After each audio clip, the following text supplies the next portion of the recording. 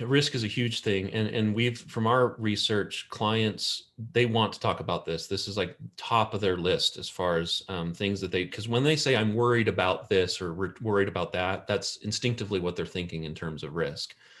And it's interesting, the way we frame risk is important because we can overwhelm people with risk really easily. The Society of Actuaries has this document they put out every year. It's retirement risk management. They identify 168 different retirement risks, right? And talk about bowling balls, right? We're not going to dump Wow. 168 risks onto people.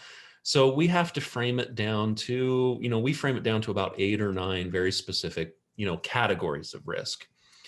And then what we do is we take what's called a clinical approach to retirement risk, where we're almost kind of acting like a physician versus a patient, right? We're trying to understand, okay, we've got this risk, but you have some exposure to it, and here are what the consequences are to this risk. And so looking at the exposure and consequences is a different conversation than a lot of advisors take, which is more kind of probability based. They're like, well, the probability of you becoming, needing a caretaker is very small, so we're not going to talk about it, right?